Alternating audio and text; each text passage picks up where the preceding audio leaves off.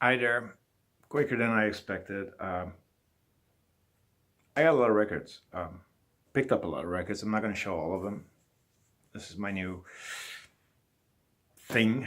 I'm going to show you only the records that I think are interesting. Doesn't really mean they're all that good.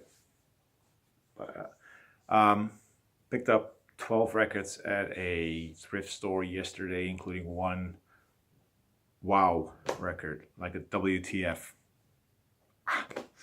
That kind of record. I'm going to show that at the end of this video. From those 12, I'm going to show just 4, which means that a lot of the records that I am going to show, they're really good and or interesting, and the ones that I'm not showing are not that interesting. But I'm going to start off with 2 records that I picked up in Barcelona. Me, my wife, and the kid went to Barcelona on our holidays for 4 days. It was a beautiful city. It was warm, but not too hot. And I managed to sneak in one record store. Discos Paradiso, that's what the name was.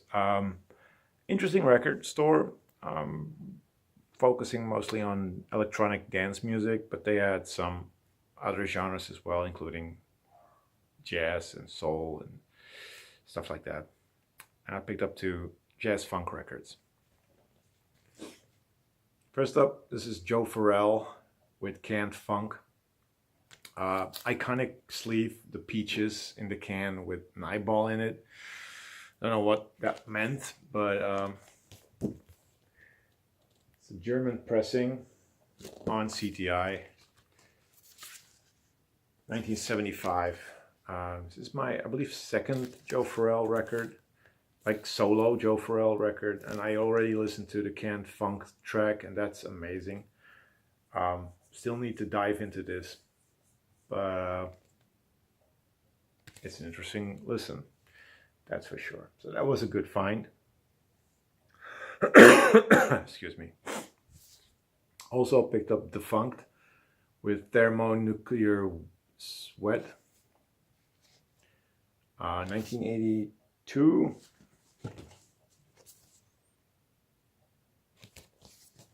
And on Hannibal Records, Spanish pressing, it's kind of beaten. It wasn't that expensive. Funny thing is, Vernon Reid of Living Color is on here. He plays guitar.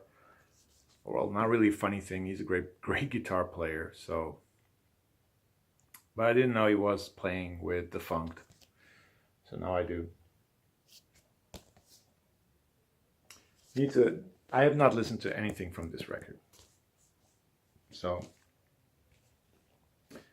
I will probably enjoy it because it gets some good reviews. Then only one new record that I've managed to buy, not in Barcelona. I got this online, and this is the new Gorillaz record, the Now Now. Their sixth record. Came out a couple of weeks ago. Got a printed inner sleeve with a die cut. It's a short album. It's a very enjoyable album. I do like it. It's very summery.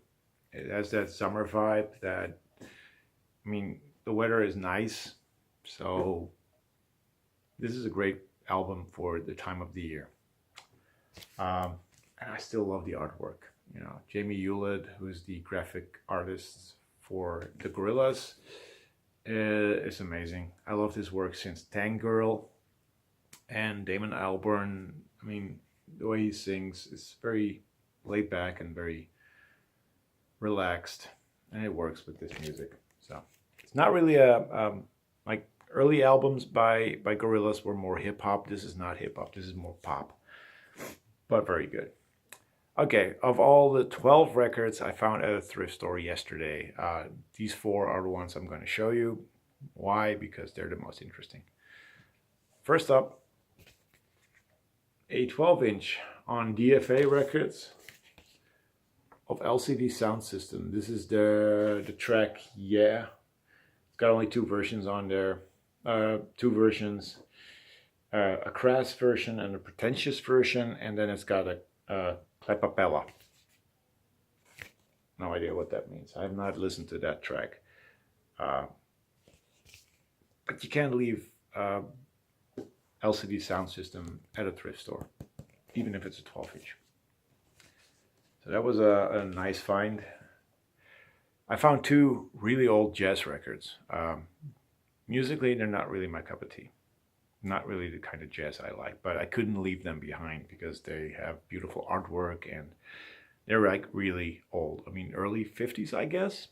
Early to mid 50s. This is Earl Garner, self-titled, on Philips. And it's the old mini groove Philips, which is a great label. Great looking label, that is. Dutch pressings. Earl Garner, not really my kind of jazz musician. Jazz piano. There's bass and drums as well, but you hear mostly the piano. But yeah, I had to pick this up. And I also picked up this record, which I like even less. This is Turk Murphy's Jazz Band with Dancing Jazz.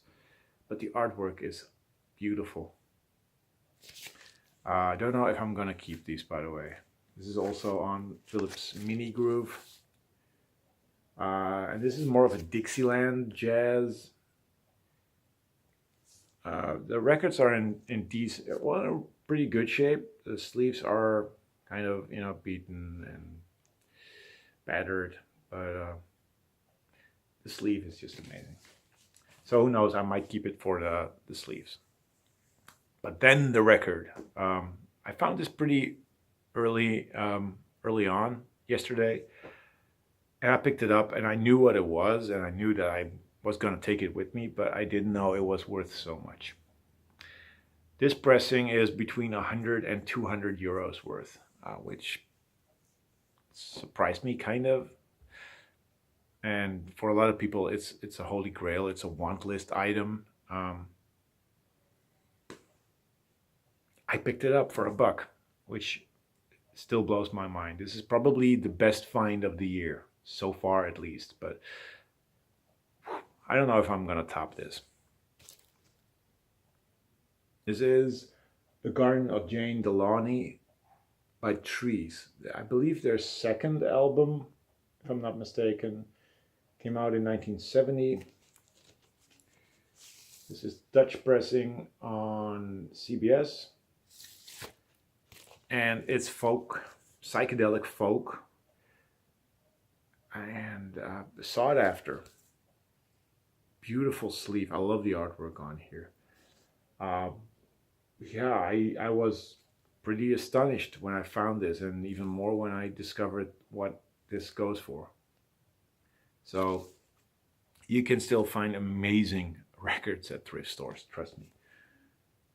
So yeah, Trees, Garden of Delaunay, thrift store find of the year, who knows. Anyway, that's it, keeping it short. Just leave a comment and say what you think of the new concept, the new way I'm doing this. If you like it, if you don't, if you want to see more records, even the ones that are not interesting, just leave a comment. Thank you for watching, and see you next time, and who knows when that is, but I'll see you soon. Bye-bye.